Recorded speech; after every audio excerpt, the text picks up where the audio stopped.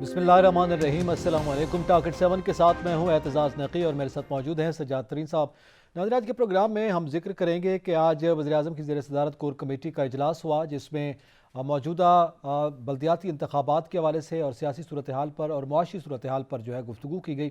इस पर भी बात करेंगे और इसके साथ साथ हम जिक्र करेंगे कि इस वक्त असातिज़ा इस्लामाबाद में सरापा एहतजाज हैं और उनका ये मुतालबा है कि उनको मेयर के तहत जो स्कूल्स को करने का नोटिफिकेशन जारी हुआ है, जो बाकायदा तौर पर अहकामात आए हैं, उसको वापस लिया जाए। इसके साथ साथ हम बात करेंगे कि एक जानिब ये असातिज़ा की सूरत हाल है, न सिर्फ असातिज़ा बल्कि मुल्क के दीगर हिस्सों में दीगर एहतजाज की खबरें भी आ रही हैं, उस पर भी बात करेंगे। मिनी बजट आ रहा है, इस पर भी इसी में ही हम शामिल करेंगे कि मिनी बजट के हवाले से जो सूरत हाल डेवलप हो रही है और जब महंगाई का इजलास होता है और उसमें गुफ्तगू की जाती है, तो IMF के मुज़ाकरात के हवाले से पहले ही जब जनरल बजट आ रहा था 2021-22 का, तो उस वक्त ही ये गुफ्तगू हमारे प्रोग्राम में भी की गई थी, उस पर भी बात करेंगे। उसके साथ साथ हम जिक्र करेंगे कि सूरत हाल ये है कि 300 कमो बेश अफसरान हैं जिनके बाकायदा नोटिफिकेशन जारी हुए हैं, मगर अभी तक उनके हवाले से तकर्रियों के मामलात जो हैं वो नहीं हल हो पा रहे। और ये सूरत हाल है इस वक्त मौजूदा हुकूमत की कारकर्दगी की कि अभी तक अफसरान जो हैं उनके मामलात हल नहीं हो रहे, तो फिर आवाम के मामलात कैसे हल होंगे। इस हवाले से सज्जाद तरीन साहब, सबसे पहले तो आज फवाद चौधरी साहब आए हैं, स्कोर कमेटी पर गुफ्तगू की है उन्होंने बातें की। आपको पता है फिर फवाद चौधरी साहब ऐसी तर्जुमानी करते हैं कि उन्होंने इस पे तो बात की कि जनाब बल्दियाती इंतखाबात के वाले से क्या करने जा रहे हैं, लेकिन जो फैसले होते हैं, ये जो गुफ्तगू की जाती है, चाहे हम काबीना की बात करें इस पर, इससे ज़्यादा वो मेरे ख्याल में सियासी बयानात देते हैं। तो आज की ये कोर कमेटी इजलास से क्या सामने आया है, क्योंकि इसमें हम जो गुफ्तगू हुई है उसमें सियासी बयानात से ज़्यादा कुछ दिखाई नहीं दिया। मैं इस पे जो आपने सवाल मुझसे पूछा, मैं इस पे गुफ्तगू करता हूँ, लेकिन पहले मैं आपको सिर्फ एक वाक़या सुना दूँ कि अकबर जो था बरसग़ीर में, वो मुग़ल जो थे, मुग़लों का वो अरूज था, अकबर जो हुक्मरान था। जी जी। लेकिन वो अकबर जो था, वो जो कामयाब हुक्मरान, या उसको द ग्रेट अकबर उसको कहा जाता है। उसको एक अरूज समझा जाता है मुग़ल हुक्मरानों का। वो इसलिए समझा जाता है कि उसके साथ जो नौरतन थे वो बड़े ज़हीन थे, वो चीज़ों को बहुत बेहतर समझते थे। अगर आपके नौरतन जो हैं वो ज़हीन ना हो तो फिर को पोजीशन इतनी अच्छी नहीं होती। आज जो आपने बात की, देखें, बात ये है कि क्या पूरा मुल्क महंगाई की वजह से परेशान है और पूरे मुल्क के जो लोगों की तवज्जो है वो महंगाई को ख़त्म करने के लिए हुकूमती पॉलिसियों पे लगी हुई है कि हुकूमत क्या पॉलिसी करती है। लेकिन आज आप देखें जो मीटिंग्स हुई, और 2-3 आज मीटिंग्स हुई हैं जी। एक मीटिंग्स ये हुई जिसमें ये बल्दियाती इंतखाबात मशीन की बात हुई, फिर पब्लिक अकाउंट कमेटी के मेंबरों को बुलाया गया और कहा जी आप करप्शन पे बात करें और करप्शन का इशू उठाएं, सामने लाएं, करप्शन के जो मुकाबले को सामने लाएं, बाकायदा करप्शन को सामने लाएं। और बड़ी हदायत दी प्राइम मिनिस्टर ने। यार ये 3 साल से करप्शन कर रहे थे, करप्शन में तो कुछ नहीं मिला, अब ये मशीन पर आ गए हैं। और आपको याद होगा कि हमने एक इंटरव्यू किया था कमरदिल शाह साहब का, जी। जो इलेक्शन कमीशन के सेक्रेटरी हैं। उन्होंने कहा था ये जो मशीनें ख़रीदी जाएंगी, ये इलेक्शन और एक आधा और इलेक्शन होगा, उसके बाद ये नाकारा हो जाएंगी, तो नए इलेक्शन के और लिए फिर नए नई मशीन मशीन आएंगी। उन्होंने बड़े अखराजात बताए थे। एक गरीब मुल्क में आप जहाँ लोगों को आटा दाल चीनी के लाले पड़े हुए हैं, आप मशीनें इतने अरब की ख़रीद रहे हैं, क्या करना चाह रहे हैं आप ख़रीदें मशीनें, आपको दिल है, आप हुकूमत में, आपने कानून साजी कर ली है, लेकिन आप उन गरीब मेहनत कशों मज़दूरों की तरफ भी तो तवज्जो दें। क्या 3 साल तक आप करप्शन, डाकू, चोर, प्राइम मिनिस्टर से लेकर तमाम वज़रा यही बयानियाँ देते रहे? 3 साल में क्या निकला है? कुछ नहीं निकला। मियाँ नवाज शरीफ पे इतने इल्ज़ामात लगे, वो बाहर बैठे हुए हैं, बाकी सारी लीडरशिप तकरीबन जेल में जाके अब ज़मानत पर, चाहे वो पीपल्स पार्टी की हो चाहे मुस्लिम लीग नून की हो। हालांकि वो किस्सा जो है वो तकरीबन अब पुराना हो चुका है। अब तो जो करप्शन की दास्तानें मौजूदा हुकूमत की हैं वो सामने आ रही हैं और वो अब आगे आना शुरू हो जाएंगी, आ गई हैं वो, देखें। कोरोना और फंड की बात कर लें, दीगर दूसरा ये जो बल्दियाती इंतखाबात हैं, ये बुनियादी तौर पर सूबों का मामला है, इसमें मरकज़ कोई नहीं है। 18वीं तरमीम के तहत अब ये सूबों के पास चली गई हैं चीज़ें। तो ये जिस तरह ये किया जा रहा है कि आप ये तासुर दे रहे हैं कि पंजाब में अगर आपकी पार्टी है तो आप मरकज़ से बैठ के पंजाब को डील कर रहे हैं। तो ये जो बल्दियाती इंतखाबात आ रहे हैं और बल्दियाती इंतखाबात में جو آپ مشینیں استعمال کرنا چاہتے ہیں بالکل کریں، لیکن میں آپ کو عرض کروں کہ پاکستان میں انتخابی دھاندلی پر جو بہت بڑی تاریخ چلی تھی وہ ذوالفقار علی بھٹو کے خلاف تھی، اور ذوالفقار علی بھٹو پاکستان کے سب سے میں سمجھتا ہوں مضبوط اور پاپولر وزیر اعظم تھے۔ آج تک بھٹو صاحب کی طرح کوئی آدمی اتنا پاپولر نہیں ہوا، نہ اتنا مضبوط ہوا جتنا ذوالفقار علی بھٹو تھے۔ صحیح۔ تو ان کے خلاف جب تاریخ چلی، وہ کیسے مینج کی گئی وہ بھی بحث طلب بات ہے، لیکن وہ شروع جو ہے وہ انتخابی دھاندلی پہ ہوئی تھی۔ یہ مشینوں والا جو سلسلہ ہے، اگر ان مشینوں میں ذرا سی بھی کوئی نتائج اس طرح نہ آئے جس طرح کی اپوزیشن چاہ رہی ہے اور جس طرح آپ دیکھ رہے ہیں، دیکھیں کنٹونمنٹ بورڈ میں جو الیکشن ہوئے بغیر مشینوں کی، آپ نے دیکھا کہ پی ٹی آئی کو شکست ہوئی، اس میں بالکل ایسا پی ٹی آئی کو شکست ہوئی۔ بالکل۔ اب 6 مہینے کے دوران، یا چلیں 8 مہینے کے دوران کر لیں، جب بلدیاتی انتخابات ہوں گے، کون سی ملک میں دودھ اور شہد کی نہریں آ گئی ہیں کہ جس سے ہم کہیں کہ جی عوام نے پھر جو ہے نا کہا نہیں جی تبدیلی آ گئی اور اس کو سر تبدیلی آ رہی ہے نا، اس دفعہ ای وی ایم کے ذریعے پرائم منسٹر نے دودھ اور شہد کی نہریں ہو رہا ہوں، تبدیلی تو آئی ہے۔ پرائم منسٹر نے اتنی بڑی میٹنگ کی، اور پرائم منسٹر کے ایک ایڈوائزر آج اسی فواد چودھری کے ساتھ کھڑے ہوئے شہباز گل صاحب یہ کہہ رہے تھے کہ مریم کی ایک اور آڈیو آ گئی ہے، اور وہ آڈیو پتہ نہیں وہ صحافی کب جو ہے وہ بریک کریں گے، پہلے وہ میں نے تو دیکھ لی ہے، میں نے تو سن لی ہے۔ بالکل ایسا۔ اچھا میرے خیال میں اگر آپ اجازت دیں، فواد چودھری صاحب کے ساتھ وہ بھی کھڑے تھے، فواد چودھری صاحب خود کیا بول رہے تھے، ذرا یہ اگر اجازت دیں تو وہ سن لیتے ہیں۔ جی سنائیے گا کیا کہہ رہے ہیں فواد چودھری صاحب۔ اپوزیشن کا میں سمجھتا ہوں کہ وہ پارلیمانی پارٹی کے اجلاس میں بھی تیار نہیں ہے، وہ کسی جگہ کے اوپر جو ہے وہ تیار نہیں ہے۔ بیسیکلی میں نے جیسا آپ کو پہلے بھی کہا تھا، یہ سارے تھکے ہوئے پہلوانوں کا اجتماع ہے۔ پی ڈی ایم تو اب بیچارے جو ہے وہ 5 چوہے گھر سے نکلے کرنے چلے شکار، تو ایک چوہا اب باقی رہ گیا ہے، باقی تو سارے ویسے راستے میں ادھر ادھر ہو گئے۔ اب ایک چوہا جو ہے وہ باقی رہ گیا، مطلب یہ سیاسی بنا جس کا میں ذکر کر رہا تھا۔ فواد چودھری صاحب یہ بات کر رہے ہیں، کور کمیٹی کے فیصلوں کو اب آپ یہ دیکھیں، یہ انداز گفتگو آپ دیکھیں، کیا یہ اس طرح کا آپ اپنے مخالفین کو اس طرح کا نام دیں گے، اس طرح کی باتیں کریں گے، تو کیا یہ تلخی کم ہوگی؟ تلخی بڑھے گی۔ اور سیاست میں جب تلخی بڑھتی ہے، میں پہلے بھی اپنے پروگرام میں کہہ چکا ہوں، تو نقصان حکومت کا ہوتا ہے، اپوزیشن کے پاس کھونے کے لیے کچھ نہیں ہوتا۔ اور پاکستان ایک ایسا ملک ہے جس ملک میں اپوزیشن کرنا سب سے آسان کام ہے۔ صحیح۔ ٹھیک ہے جی، آپ بیٹھے رہیں اور حکومتی پالیسیوں پہ تنقید کرتے رہیں، شام کو ٹی وی چینلز پر آ کے بیٹھے رہیں اور لوگوں کو بتاتے رہیں کہ جی کیا ہوا کیا، جیسے شیخ رشید صاحب لگا دو آگ، جلا دو، گھیراؤ کر دو، یہ کر دو، وہ انقلابی تقریریں، انقلابی انداز میں تقریریں کرتے تھے۔ بالکل صحیح۔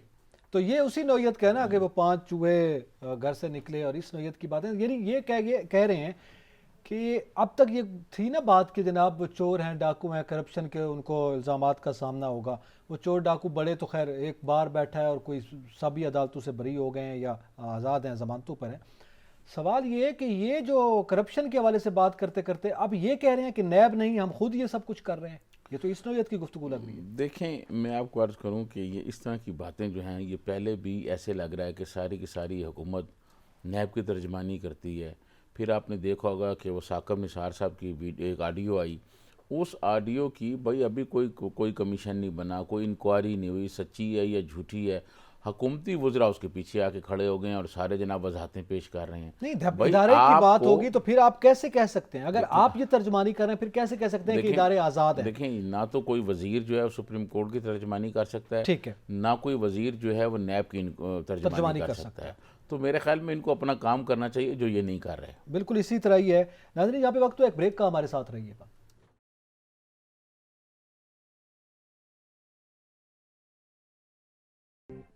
ویلکم بیک ناظرین، ہم ذکر کریں گے شاہد خاقان عباسی صاحب نے گفتگو کی ہے موجودہ معاشی صورتحال اور منی بجٹ کے حوالے سے، لیکن پہلے ہم بات کرتے ہیں کہ منی بجٹ حکومت لا رہی ہے، اور یہ باقاعدہ مشیر خزانہ یہ کہہ چکے ہیں کہ ہم تو تیار بیٹھے ہیں، جب ہمیں احکامات ملیں گے ہم بجٹ پیش کر دیں گے۔ تو یہ منی بجٹ کے حوالے سے جب یہ سالانہ بجٹ آ رہا تھا ہم نے اس میں گفتگو بھی کی تھی، اور آئندہ جو ہم پروگرام کریں گے اس میں اس چیز کو ان ڈیٹیل بھی ڈسکس کریں گے کہ یہ پہلے سے ہی ہم نے اسی پروگرام میں پریڈکٹ کیا تھا، اور ہم نے یہ کہا تھا کہ جب تک آئی ایم ایف سے معاملات طے نہیں ہوتے اس وقت تک یہ جو سالانہ بجٹ ہے اس پر اعتماد نہیں کیا جا سکتا، بلکہ منی بجٹ کی گنجائش موجود ہے اور وہ آ سکتا ہے۔ تو اس کی یہ خبر بھی سامنے آ گئی ہے جو ہم نے اس دن بتایا تھا جب اکنامک سروے آ رہا تھا 2021-22 کا۔ سیاد ترین صاحب اب یہ منی بجٹ لا رہے ہیں، اور IMF کی شرائط پر لا رہے ہیں. اب سوال یہ ہے، میرا آپ سے جو سوال ہے وہ یہ ہے کہ یہ کہا جا رہا ہے کہ پاکستان کی تاریخ میں پہلی مرتبہ IMF نے اتنی سخت شرائط رکھی ہیں اور اتنی سخت شرائط مان کر ہم یہ منی بجٹ لا رہے ہیں. اصل میں IMF سے جو گفتگو کرنے والے لوگ تھے وہ بنیادی طور پر IMF کے ہی لوگ تھے. حفیظ شیخ صاحب نے سارے معاملات IMF سے بنیادی طور پر تو انہوں نے طے کر لیے تھے. باقر رضا صاحب تھے گورنر اسٹیٹ بینک، وہ بھی انہی کی ٹیم میں ہیں. یہ لوگ IMF کے ہیں. یہ اب کہاں ہیں حفیظ شیخ صاحب؟ چلے گئے نا، وہ بریف کر اٹھاتے ہیں چلے جاتے ہیں. جب شوکت ترین صاحب انٹر ہوئے تو اس وقت معاملات بہت سارے طے ہو چکے تھے. انہوں نے کوشش کی کچھ چیزوں کو ریورس کرنے کی کہ بجلی کا بل نہ بڑھیں، کوئی پیٹرول کی قیمتوں کے، لیکن وہ نہیں ہوئے. پرائم منسٹر عمران خان کے پاس کوئی ایسی ٹیم نہیں تھی جو IMF سے اپنی شرائط پر یا اپنے عوام کے لیے ریلیف کو مانگ لے، اس طرح کی کوئی مذاکرات کوئی بات چیت کر سکے. بالکل ان کے پاس ٹیم نہیں تھی. مانگے تانگے ہوئے کے لوگ تھے، اور ان لوگوں نے اور IMF کی ٹیم جو یہاں تعینات تھی انہوں نے ہمیں ایک قسم کا شکنجہ بہت سخت کر دیا ہے ہمارے گرد. اور میں آج گیا وہ تھا وزارت خزانہ، اور میں وزارت خزانہ اسی لیے گیا تھا کہ مجھے پتہ تھا کہ شام کو اعتزاز نقی کا سامنا کرنا ہے، تو یہ منی بجٹ پہ تو بات ضرور کریں گے. دیکھیں، ایک بہت سخت منی بجٹ آنے والا ہے. پیٹرول کی قیمتیں بھی بڑھیں گی، اس میں بجلی کی قیمتیں بھی بڑھیں گی، گیس کی قیمتیں بھی بڑھیں گی، پہلے بڑھتی بھی رہی ہیں، اور بنیادی اشیاء ضروریات کی قیمتوں میں اس بھی کے بعد باقی جو کھانے پینے کی چیزیں ہیں وہ بہت بڑھ جائیں گی. بہت ساری چیزیں جو ہم امپورٹ کرتے ہیں، پلاٹس اور جائیداد اور گھروں کی، یہ جو کہا جا رہا تھا نا کہ ہم 1 کروڑ نوکریاں دیں گے، 50 لاکھ گھر دیں گے، وہ گھروں کی قیمتیں اور اس کے باقاعدہ جو ہے نا وہ سلیبز دیے جا رہے ہیں. سلیبز پہلے بھی گورنمنٹ کی طرف سے موجود ہے، مگر اس میں اضافہ ہونے جا رہا ہے. تو یہ بھی لوگوں کا جو شیلٹر ہے، جو گھر ہے، یا جو اگر کوئی اپنی ذاتی رہائش لینا چاہتا ہے، ان کے لیے بھی مشکلات آ رہی ہیں. دیکھیں مشکلات بہت بڑھ رہی ہیں، بہت زیادہ بڑھ رہی ہیں، اور حکومت کے پاس کوئی ایسا فارمولہ نہیں ہے کہ وہ عوام کی مشکلات کم کرے. ٹھیک ہے، حکومت اب 3 سال ہو گئے ہیں، اب بھی آپ کہیں جی انہوں نے IMF سے پیسے لیے تھے، انہوں نے یہ کیے تھے، انہوں نے یہ کر دیا اور اس کی وجہ سے مہنگائی ہوئی. 3 سال میں آپ کیا کرتے رہے ہیں؟ آپ نے 3 سال میں کون سی پالیسیاں ایسے بنائی ہیں؟ دنیا میں کچھ 150 سے زیادہ ملک ہیں اقوام متحدہ کی لسٹ میں، ان میں کون سا ایسا ملک ہے جس ملک میں پناہ گاہیں بنائی گئی ہوں اور اس نے ترقی کی ہو؟ سر جی، دنیا میں 200 ممالک ہیں، دنیا میں 200 ممالک ہیں جو مشکل صورتحال سے اور غربت کی صورتحال میں گزر رہے ہیں. ان میں پاکستان تیسرے نمبر پر. اب آپ اس بات سے اندازہ کر لیں کہ ہمارے ہاں کوئی پالیسی نہیں ہے، اور جو آنے والا بجٹ ہے اس سے دوائیں مہنگی ہو جائیں گی اور کھانے پینے کی چیزیں مہنگی ہو جائیں. دیکھیں غریب آدمی جو ہے نا جی، اس کو اس سے فرق نہیں پڑتا کہ کوئی امپورٹ کی ہوئی چیز آ رہی ہے نہیں آ رہی، امپورٹ بل کتنا ہے، گردشی قرضہ کتنا ہے، خسارہ کتنا ہے. عام آدمی کو اس سے کوئی غرض نہیں ہے. عام آدمی یہ دیکھتا ہے کہ کیا شام کو اس کے گھر جو بچے اس کے ہیں ان کے لیے کھانے پینے کی چیزیں موجود ہیں، اس کی قوت خرید اس قابل ہے کہ وہ اپنے بچوں کی ضروریات پوری کر سکے. سر جس ملک میں یہ صورتحال ہو سجاد ترین صاحب، جیسے آپ نے کہا کہ ایک عام آدمی یہ سوچتا ہے کہ شام کو وہ کیا کرے گا، شام ہوتی ہے تو وہ پریشان ہوتا ہے کہ اپنے بچوں کو گھر میں کھانا پینا مہیا کر سکے گا یا نہیں. لیکن دوسری جانب وہ طبقہ ہے وزراء کا، جب شام ہوتی ہے تو وہ کہتے ہیں ہمارے پاس ہتھیار ہیں کہ ہم اپوزیشن کو ہم نے جو تیر چلانے ہیں اس کے لیے کیا ہمارے پاس پورا بندوبست ہے کہ نہیں ہے. وہ سارا دن یہ سوچتے ہیں. تو ظاہر ہے درمیان میں پھر جو غریب آدمی ہے وہ تو پس جائے گا نا. اور یہ شاہد خاقان عباسی صاحب جو آج یہ بات کر رہے ہیں، انہوں نے یہ کہا ہے کہ جناب یہ اعداد و شمار جو بجٹ میں دیے گئے تھے سالانہ بجٹ 2021-22 میں، وہ واپس لے لیے گئے ہیں. اب صورتحال یہ ہے کہ کوئی ادارہ، اسٹیٹ کا کوئی ادارہ گورنمنٹ کے اعداد و شمار پر اعتماد کرنے کو تیار نہیں ہے. دیکھیں یہ تو بالکل ٹھیک ہے، نہ کوئی ادارہ کرنے کو تیار ہے نہ عوام کرنے کو تیار ہے. اور یہ جو اعداد و شمار دے رہے ہیں یہ تو ملک کی معاشی حالات سے میچ ہی نہیں کر پا رہے. جو غربت ہے، آپ کو یاد ہوگا چند دن پہلے کی بات ہے، کراچی میں ایک بہت بڑے میڈیا ہاؤس سے نکالے ہوئے نوجوان نے جو ہے خودکشی کر لی تھی. اور اس کے بچوں سے جب پوچھا گیا کہ وہ کھانا کہاں سے لا کے کھلاتے تو انہوں نے کہا وہ عیدی والے یا وہ چھیپا والے وہاں جو بیچتے ہیں نا کھانا دیتے ہیں غریبوں کو، ویلفیئر کے مفت کھانا، وہاں سے وہ لا کے اپنے بچوں کو کھانا کھلاتا تھا. اور 70,000 روپے قرض تھا اس پر، اور اس نوجوان نے خودکشی کر لی ہے. سر آپ مجھے یہ بتائیں نقی صاحب، آپ تو ریاست مدینہ بنانے چاہ رہے ہیں، کیا ریاست مدینہ میں لوگ اس طرح بھوک اور فاقوں کی وجہ سے اگر مر رہے ہوتے تو وہاں کے حکمران کرسی پہ بیٹھے ہوئے تھے. وہ کسی نے کہا تھا کہ حادثے سے بڑا سانحہ یہ ہوا لوگ ٹھہرے نہیں حادثہ دیکھ کر. سوال یہ ہے کہ یہ وہ لوگ ہیں جس نے خودکشی کی ہے, یہ وہ آدمی ہے جو جرنلسٹ ہے جس کا تعلق میڈیا ہاؤس سے ہے, وہ لوگوں کی آواز بلند ہے, لوگوں کی غربت کی, لوگوں کی پریشانی کی. آپ میں ہم سب ظاہر ہے اسی پیشے سے وابستہ ہیں, تو اگر اس نے خودکشی نہیں کی ہمیں خود اپنی اس حوالے سے فیل آتی ہے. تو جب ہم لوگوں کی آواز بلند کر رہے ہیں اور ہماری برادری کے آدمی کی یہ صورتحال ہے اس ملک میں, تو آپ حالات کا اندازہ لگا سکتے ہیں. پرائم منسٹر عمران خان کو کوئی چیز جو ہے نظر نہیں آتی. مجھے میں مارکیٹ میں گیا تو ایک صاحب مجھے مل گئے, ریڈی پہ کھڑے ہوئے تھے, کچھ سبزی بیچ رہے تھے. انہوں نے کہا g prime minister Imran Khan کو یہ کہیں کہ 3 بچے ہیں اور 2 میاں بیوی ہیں, کرائے کا مکان ہے میرا اور 15,000 میری آمدن ہے, اس میں ذرا بجٹ تو مجھے بنا کے دکھائیں.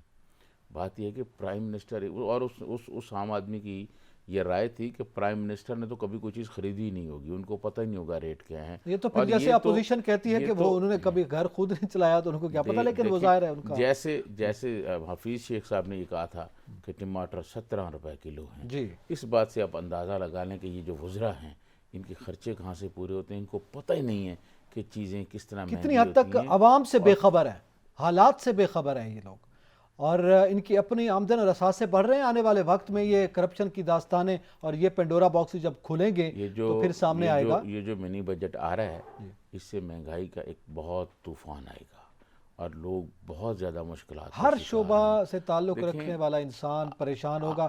ہر شعبے پر ٹیکس ہے سر. عام آدمی کے علاوہ جو تنخواہ دار طبقہ ہے بیچارہ, وہ اتنا پریشان ہے کہ حکومت کوئی بات نہیں سن رہی. حکومت اور پھر صرف پرائم منسٹر ایک ہی جملہ کہتے ہیں کہ گھبرانا نہیں ہے, لوگ خودکشیاں کر رہے ہیں. سہتری صاحب لوگ نہ گھبراتے, ایک بات اپنی جگہ پر درست ہے, یہ منی بجٹ آ رہا ہے اور اس کے بعد جو مہنگائی کا طوفان آئے گا اس میں خدا خیر ہی کرے, لیکن جو صورتحال ہے گھبرانا نہیں, قوم نہ گھبراتی. جب ہم نے یہ الیکشن ہوئے اس کے بعد جو توقعات تھی لوگوں کی, اگر یہ خان صاحب یہ IMF کے پاس ان شرائط پر نہ جاتے, ویسے نہ جاتے, یہ کشکول توڑنے کی باتیں کر رہے تھے, اگر یہ پتہ ہوتا کہ جناب ہم قرض اتار رہے ہیں یا ہم نے قرض نہیں لیا, اس بار اس حکومت نے قرض نہیں لیا, ہم نے اپنے اخراجات سے جس طرح سے بھی ہے پورا کرنا ہے, گزارا کرنا ہے, تو اسے زیادہ مہنگائی میں بھی لوگ کھڑے ہو سکتے تھے, لوگوں کا یہ حوصلہ ہو سکتا تھا. لیکن ایک جانب ہم نے قرض لے لیا اور سخت شرائط پہ قرض لے لیا, پچھلی حکومتوں کی نسبت زیادہ بدترین کارکردگی ہے اور پھر مشکلات میں بھی اضافہ ہو. یہ مشکلات جو ہیں یہ آنے والے دنوں میں اور بڑھ جائیں گی. تو پھر کیسے نہ گھبرائیں. اور بدقسمتی جو ہے وہ یہ ہے کہ ان مشکلات کو کم کرنے کے لیے اس حکومت کے پاس کوئی فارمولہ نہیں ہے, بالکل کوئی فارمولہ نہیں ہے.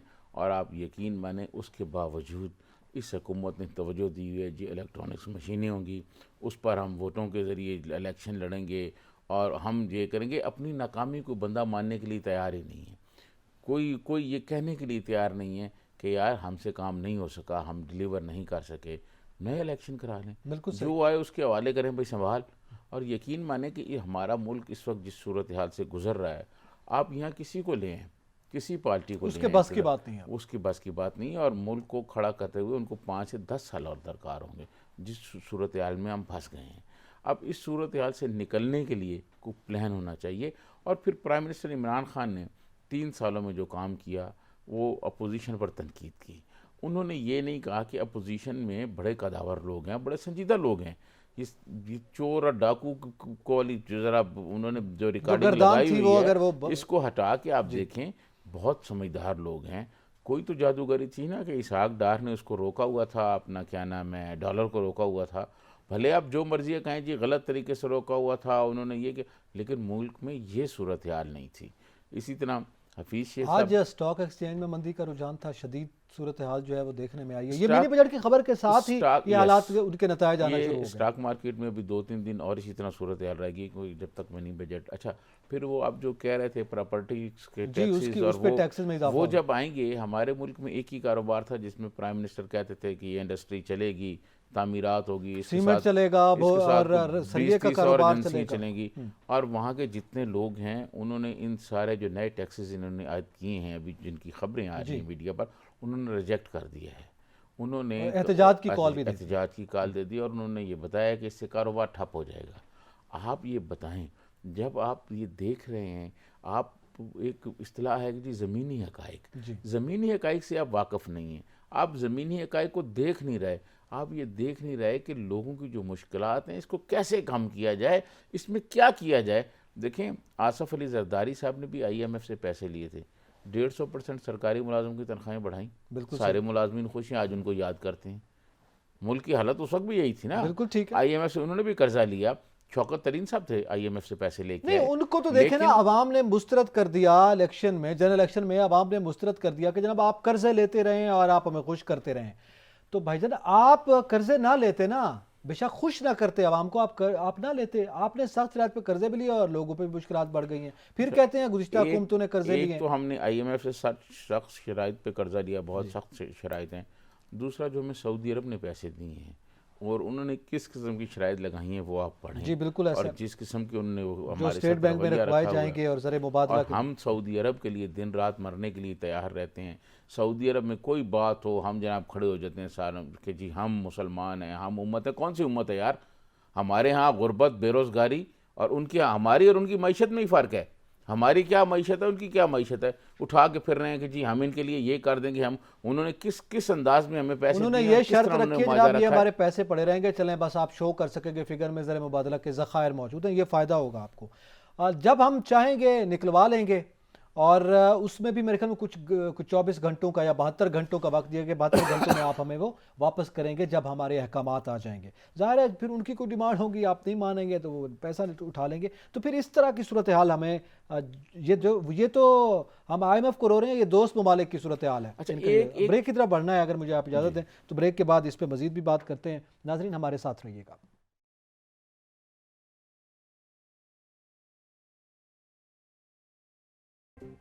ویلکم بیک ناظرین، ذکر کریں گے اساتذہ ملازمین جو ہیں وہ احتجاج پر ہیں۔ اس سے پہلے کہ اس پہ بات کریں سیاحت ترین صاحب، آپ شاہد خاقان عباسی صاحب اور منی بجٹ کے حوالے سے میں بات صرف کرنا یہ بات کر رہا تھا کہ شاہد خاقان عباسی صاحب اس ملک کے پرائم منسٹر رہے ہیں، انہوں نے جو سوالات اٹھائے ہیں فواد چودھری صاحب کو ان کا جواب دینا چاہیے تھا، لیکن کیونکہ حکومت کے پاس کوئی جواب نہیں ہے، انہوں نے فواد چودھری کو جواب دینے کی بجائے وہ کہانیاں سناتے رہے کہ جی اس طرح ہوگا، اس طرح ہوگا۔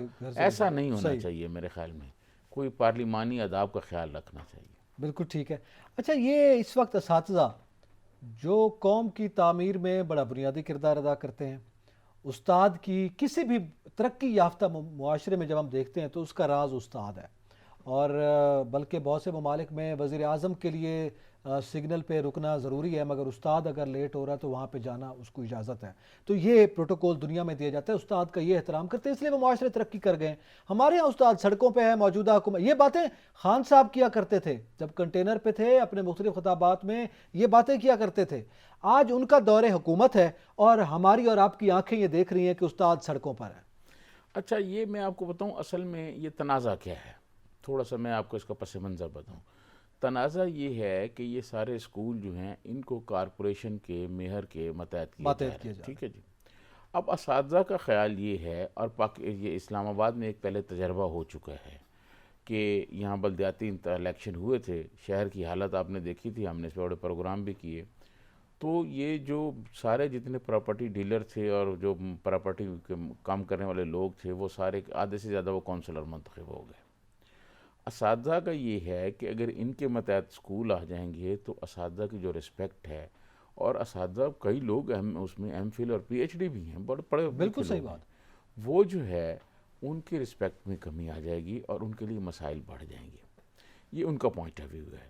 اب حکومت کو چاہیے کہ ایک کمیٹی بنائے شفقت محمود صاحب کی سربراہی میں، اور بیٹھ کے بچے بہت خوش ہیں شفقت محمود صاحب سے، کیونکہ کورونا میں انہوں نے بڑی چھٹیاں دی ہیں، بالکل وہ بیٹھیں کمیٹی بنائیں، اس کمیٹی میں جو اور ایجوکیشن کے لوگ ہیں کم سے کم وہ جواب دے تو اپنے جیسے پڑھے لکھے لوگوں کو نا سر۔ وجیہ قمر صاحبہ ہیں جو پارلیمانی سیکرٹری ہیں ایجوکیشن کی، ان کو بٹھایا جائے، بٹھا کے ان سے معاملات طے کیے جائیں، بات چیت کی جائے، ان کے جو خدشات ہیں ان کو دور کیا جائے، ان کو بتایا جائے کہ کیا سسٹم ہوگا، کیا نظام ہوگا۔ بالکل صحیح بات ہے۔ کچھ اور بھی مطالبات ہیں جس میں وہ یہ کہہ رہے ہیں کہ جناب بچوں کو، یہ غریب بچے ہیں جو مفت میں پڑھ رہے ہیں ان کو پیسے دینے پڑیں گے اس سسٹم کے تحت. یہ اس طرح کے مطالبات ہیں. ذرا ہمارے ساتھ لائن پر موجود ہیں ہمارے نمائندے کامران چودھری, ان سے ذرا جان لیتے ہیں کیا صورتحال رہی. جی کامران چودھری, ایک تو بتائیے گا آج احتجاج کی کیا صورتحال رہی, آئندہ کا کیا لائحہ عمل دیا گیا اور کیا مطالبات تھے؟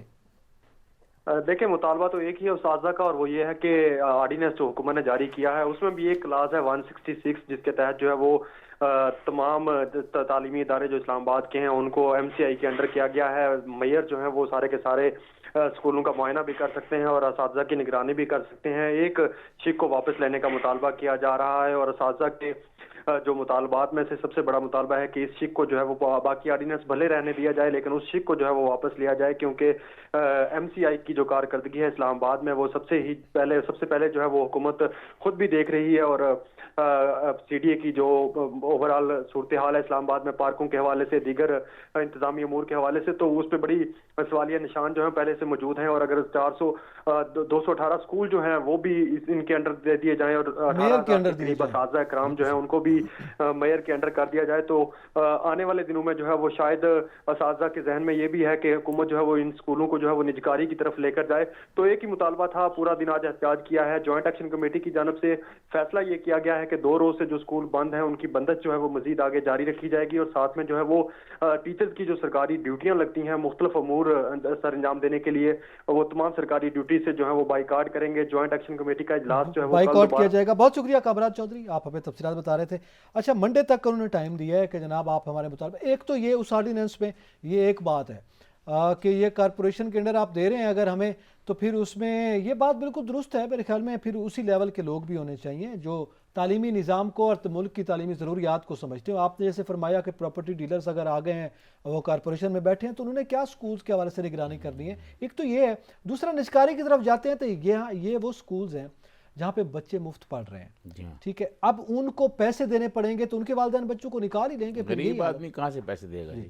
تو یہ ایک بڑا معاملہ ہے سر. غریب آدمی کہاں سے پیسے دے سکتا ہے؟ تو میں سمجھتا ہوں حکومت کو کوئی درمیانی راستہ نکالنا چاہیے, اور اساتذہ کو اس طرح, مطلب سردی بھی ہے اسلام آباد میں, بیچارے پروٹیسٹ کر رہے ہیں, ان کا احترام کرنا چاہیے. اور اس کے ساتھ اگر کارکردگی کے مسائل ہیں تو اس کے لیے ایک بے شک اسی کے تحت ہی دیں, لیکن کوئی ایسی باڈی بنا دی جائے کہ وہ کارکردگی کو مانیٹرنگ کرے. ہاں بالکل مانیٹرنگ, تاکہ آنے والے وقت میں یہ صورتحال تو پیدا نہ ہو کہ پھر استاد نے صرف, بلکہ وہ طالب علم ان کے والدین بھی سڑکوں پہ آ جائیں. جی صحیح کہہ رہے ہیں. اچھا, اس کے ساتھ یہ نااہلی کی بات ہے, اور دوسرے سجاد ترین صاحب, سینٹرل سلیکشن بورڈ نے ستمبر میں 300 افسران کی پروموشن کے حوالے سے فیصلہ کر دیا تھا. اب ان کا صرف نوٹیفیکیشن جاری ہونا ہے اور وہ 300 بندوں کا نوٹیفیکیشن جاری نہیں ہو رہا, حالانکہ پروموشن کے حوالے سے جو بورڈ کا فیصلہ ہوتا ہے بنیادی طور پر وہی ایک اہم قدم ہوتا ہے, اس کی جانب سے فیصلہ ہو گیا تو نوٹیفیکیشن میں تاخیر کیوں ہے؟ اچھا, اس ساری صورتحال پہ میں نے کافی کام کیا, اور میں مطلب جب سے یہ پروموشن ہوئی اور جب یہ بورڈ کا اجلاس ہوا اور بورڈ نے سفارشات دی, میں اسی وقت سے اس کو فالو کر رہا ہوں کہ آخر نوٹیفیکیشن کیوں نہیں ہو رہا. میں یہ سمجھتا ہوں یہ 300 افسران ہیں اور ان میں بڑی پریشانی پائی جا رہی ہے کہ آخر کیوں نہیں کیا جا رہا, جبکہ ان کا سفارشات بھی ہو گئی ہیں کہ ان کو پروموٹ کر دیا جائے. کچھ لوگ 19 سے 20 میں جا رہے ہیں, کوئی 20 سے 21 میں جا رہے ہیں, 21 سے 22 میں جا رہے ہیں. پرائم منسٹر آفس میں کچھ صاحبان ایسے ہیں جو یہ چاہتے ہیں کہ بیوروکریسی کو پریشان کیا جائے. وہ یہ چاہتے ہیں کہ بیوروکریسی میں جو ہے وہ کوئی اتنی گڈ ول نہ رہے اس گورنمنٹ کی, اور وہ ماحول کو خراب کرنے کے لیے چاہ رہے ہیں. دیکھیں, یہ بڑے اس میں بہت کمپیٹنٹ افسران ہیں, بہت ساروں کو میں ذاتی طور پہ جانتا ہوں جن کی یہ سفارشیں ہوئی ہیں جی. تو اگر آپ ان کو یہ نہیں کریں گے, ان کو پریشان کریں گے, تو کام کیسے چلے گا؟ یہ ریاست کے ملازم ہے نا, یہ کوئی میرے اور آپ کے ملازم تو نہیں ہے, یہ ریاست پاکستان کے ملازم ہے. اور پرائم منسٹر عمران خان کو اس حوالے سے ذاتی طور پر جو ہے وہ توجہ دینی چاہیے. دیکھیں, بات یہ ہے کہ کوئی بھی آدمی جو ہے نا, 2-3 چیزیں ہیں. سی ایس ایس کا امتحان دینا کوئی عام بات نہیں ہے. بالکل صحیح. اچھا, اس کے بعد جب کوئی گریڈ 21-22 تک آتا ہے نا جی, تو وہ ایسے نہیں آ جاتا, اس کے لیے بڑی اس کی پرفارمنس چیک کی جاتی ہے, بڑے رپورٹیں چیک کی جاتی ہیں, مختلف انٹیلیجنس ایجنسیوں سے اس کے بارے میں رپورٹیں منگوائی جاتی ہیں کہ یہ کیسا ہے, کریکٹر وائز کیسا ہے, یہ کام کیسا کرتا ہے جی.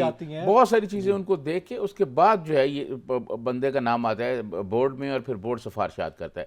اتنی چھان پھٹک کے بعد آپ 2 مہینے ہو گئے ہیں جی, 2 مہینے سے وہ افسران پریشان ہیں, اور صرف 2-4 لوگ ہیں پرائم منسٹر کے ارد گرد, سرکاری ملازم ہیں, وہ اپنی پسند اور ناپسندی کی انہوں نے ایک کہانی چلائی ہوئی ہے, اور اس نوٹیفیکیشن کو نہیں ہونے دیا جا رہا. فائل کو دبا کے رکھا ہوا ہے. میں سمجھتا ہوں اس سے ملک کا کوئی فائدہ نہیں ہو رہا. یہ اس پرائم منسٹر عمران خان کو فوری طور پر اس پہ ایکشن لینا چاہیے, اور جو شخص اس نوٹیفیکیشن کے جاری کرنے میں رکاوٹ بن رہا ہے یا روڑے اٹکا رہا ہے, سب سے پہلے اس کو نشانہ عبرت بنانا چاہیے. یہ 300 افسران ہیں جی, کوئی ایک دو نہیں ہے کہ ایک دو ہوں تو آپ کہیں جی چلیں ٹھیک ہے ایک دو, 300 افسران انتظار میں بیٹھے ہوئے ہیں. اور میں سمجھتا ہوں یہ بہت بڑی ناانصافی ہے. بیوروکریسی بڑا امپورٹنٹ شعبہ ہے اس ملک میں, اس ریاست کے کاروبار, بزنس اور آپریشنز کو چلانے میں. اگر اس میں ہی ایک یہ صورتحال پیدا ہوتی ہے تو پھر آپ کو پتہ ہے بیوروکریسی تو وہ کردار سر انجام دیتی ہے کہ گورنمنٹ کو وہی چلاتی ہے, تو پھر گورنمنٹ بھی سٹک ہو جائے گی. میں یہی کہہ رہا ہوں کہ یہ کیا کرنے جا رہے ہیں, کوئی فیصلہ نہیں کر پا رہے, کوئی چیزیں جو ٹائم پر نہیں ہو پا رہی, یہ اب اس پہ کون سا کوئی IMF سے مشورہ لینا ہے, یہ کہاں سے یہ مشورہ لینا ہے, کیا وجہ ہے, کیوں روکا ہوا ہے. یہ پرائم منسٹر عمران خان کو جو کرنے والے کام ہے وہ نہیں ہو رہے. میں یہ سمجھتا ہوں کہ پرائم منسٹر عمران خان کو فوری طور پر اس کا نوٹیفیکیشن جاری کرنا چاہیے تاکہ یہ افسران جو ہیں ایک بہتر ماحول میں, اور پریشانی جو ذہنی پریشانی ہے اس سے نکل کے دیکھیں جی, ڈر رہے ہیں کہ پتہ نہیں کیا ہو رہا ہے, کیوں نوٹیفیکیشن روکا ہوا ہے. تو پھر پرفارم کیا کریں گے. اور میں اگلے پروگرام میں آپ کو بتاؤں گا کہ پرائم منسٹر سیکریٹریٹ میں کون سے صاحب بیٹھے ہوئے ہیں جو یہ ابھی چاہ رہے ہیں کہ جی نہ ہو. یہ کیوں نہ ہو بھائی, جب ایک دفعہ سینٹرل سلیکشن بورڈ نے کہہ دیا ہے, پسند چل رہی ہے نا ترین صاحب, پھر وہ میرٹ تو گیا نا خان صاحب کا. ناپسند نہیں, بس کچھ لوگ ایسے ہیں جو یہ بظاہر تو سمجھتے ہیں کہ وہ PTI کے سرکاری ملازم جو ہے, جنہوں نے یہ سارا رکاوٹ ڈالی ہوئی ہے, وہ یہ سمجھتے ہیں کہ PTI کے ہم بڑے ہمدرد ہیں, لیکن وہ اس کے حکومت کے ہمدرد نہیں ہیں, PTI کے ہمدرد نہیں ہیں, وہ بلکہ ان کے لیے مخالفت پیدا کر رہے ہیں. تو یہ بیوروکریسی کے لیے فوری طور پر ہونا چاہیے, اور میں سمجھتا ہوں کہ تاکہ یہ مسئلے حل ہوں ان کے. بالکل, یہ بڑا ضروری ہے, اور یہ وزیر اعظم سے اپیل کی جاتی ہے کہ دیکھیے 300 افسران کی پروموشن کے حوالے سے سلیکشن بورڈ نے کر دیا ہے, تو نوٹیفیکیشن جاری کر دیا جائے تاکہ معاملات جو ہے وہ بہتری کے ساتھ آگے بڑھ سکیں. اور پھر جو وعدہ وزیر اعظم اور موجودہ حکومت کرتی ہے, جس پہ عوام نے اعتماد کیا تھا, وہ میرٹ تھا. میرٹ پر یہ فیصلے کریں, روٹین میں جو پروسیس چل رہا ہے, کوئی سیاسی وابستگی کسی کی ہے یا نہیں ہے, لیکن آپ نے جب میرٹ پر ان کو پروموشن دے دی ہے تو پھر نوٹیفیکیشن جاری کرنے میں کیا حرج ہے. میرے خیال میں ماضی کی حکومتوں کی روش سے ہٹ کر کردار سر انجام دینا چاہیے تاکہ یاد رکھا جائے موجودہ حکومت کی کم سے کم کسی شعبے میں کارکردگی کو. اعتزاز دکی اور سجاد ترین کو اجازت دیجیے, پیر تک کے لیے اللہ حافظ.